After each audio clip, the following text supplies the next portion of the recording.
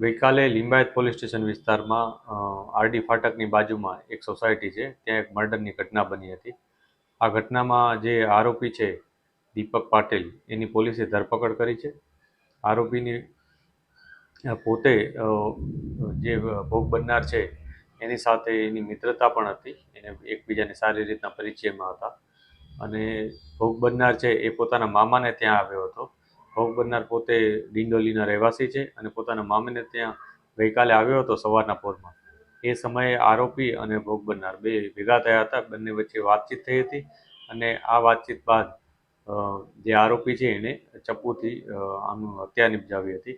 પોલીસે ખૂબ જ ટૂંકા ગાળામાં આરોપીની ધરપકડ કરી છે અને જે પણ એવિડન્સીસ હોય એ જે પણ એવિડન્સીસ છે એ અમે અત્યારે મેળવી રહ્યા છીએ. આ ઉપરાંત જે પણ અમને વિગતો મળે છે એના ઉપર અમે કામગીરી કરી રહ્યા છીએ. જે પણ વિટનેસ છે એના નિવેદનો પણ લઈ રહ્યા છીએ. સર, મર્ડર કરવાનું કારણ શું હતું?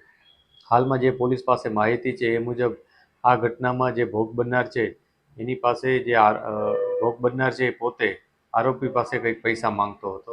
આ પૈસા બાબતે કંઈક બંને વચ્ચે ઝઘડો થયો હતો, એને કારણે એને હત્યા નિપજાવી હતી. આ જે પૈસા માંગતો હતો એ કોઈ કારણસર માંગતો હતો કે કોઈ અન્ય પ્રકારે માંગતો હતો, એ તમામ બાબતે અમે અત્યારે વેરીફાઈ કરી રહ્યા છીએ. ઇન્વેસ્ટિગેશન એ જ દિશામાં ચાલુ છે અત્યારે, કે કઈ રીતના અને શું કામ આ પૈસા માંગતો હતો અને કેટલા રૂપિયા અત્યાર સુધી અમે આપ્યા હતા.